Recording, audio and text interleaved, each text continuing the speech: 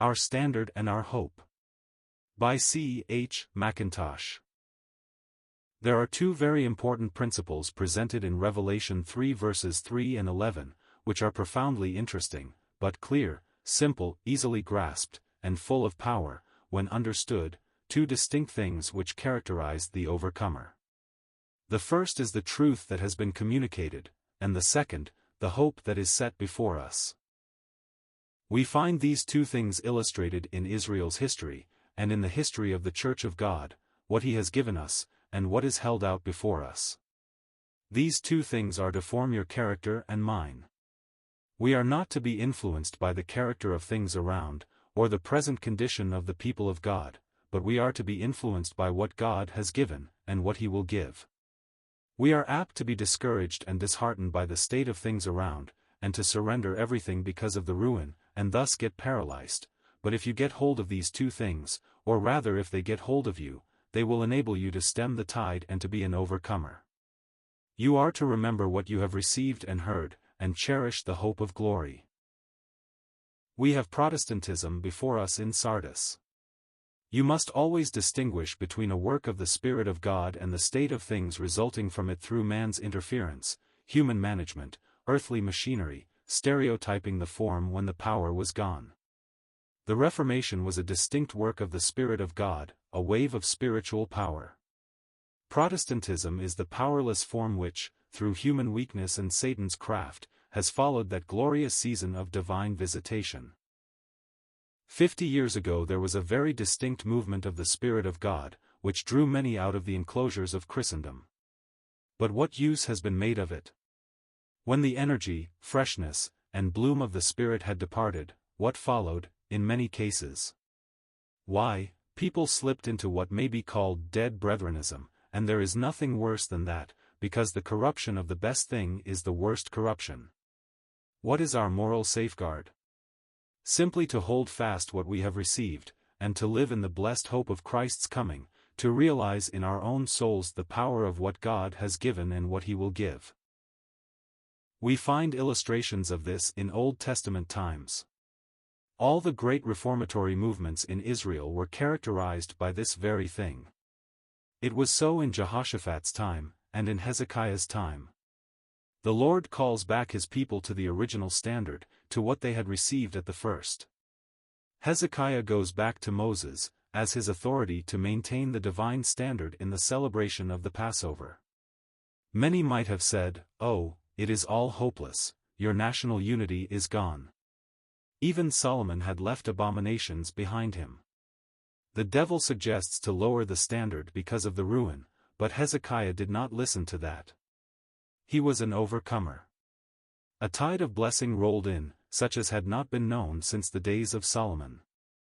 2 Chronicles 30. So, again, in the days of Josiah, a child was on the throne, a woman filling the prophetic office, Nebuchadnezzar almost at the gates. What did Josiah do? The book of the law was read. Instead of lowering the standard on account of the state of things, he acted on the word of God, that was his standard of action, and he kept the Passover in the first month. The result was, there had not been such a Passover since the days of Samuel. Thus was it with Hezekiah and Josiah, and we have a still more beautiful example of it in Ezra and Nehemiah. In those days a feast was kept which had not been observed since the days of Joshua the son of Nun. It was reserved for that poor, little remnant to keep that feast.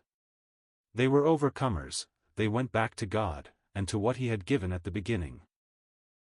Again, Daniel, Shadrach, Meshach, and Abednego gained a magnificent victory when they refused to eat the king's meat.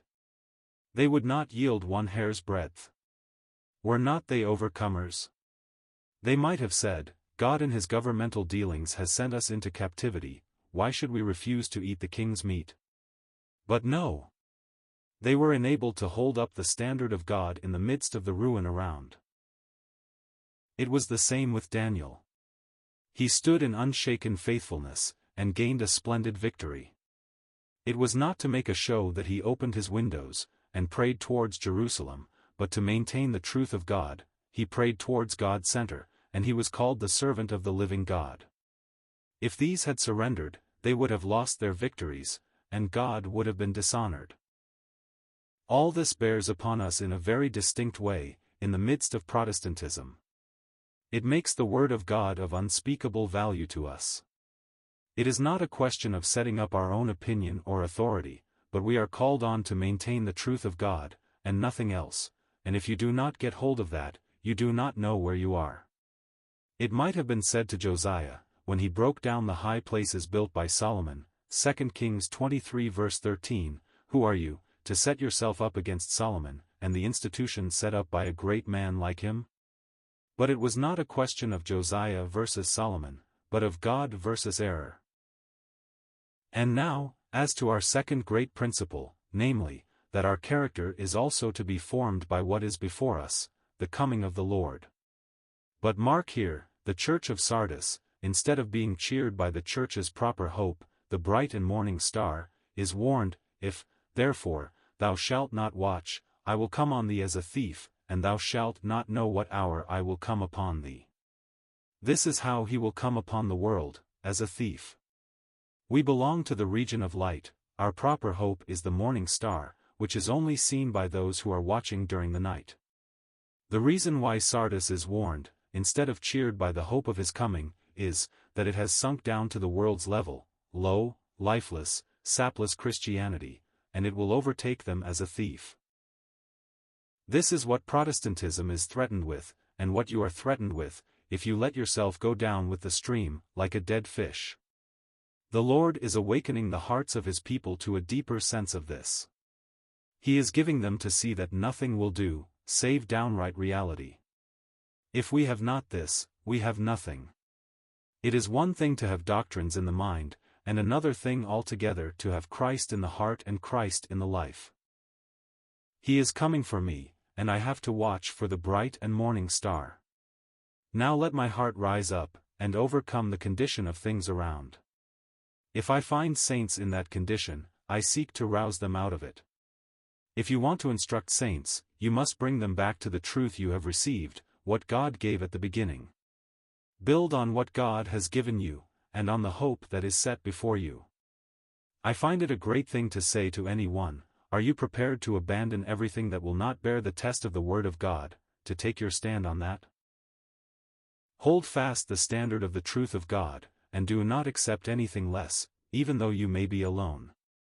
If a regiment were cut to pieces, and only one man left, if he hold the colors, the dignity of the regiment is maintained.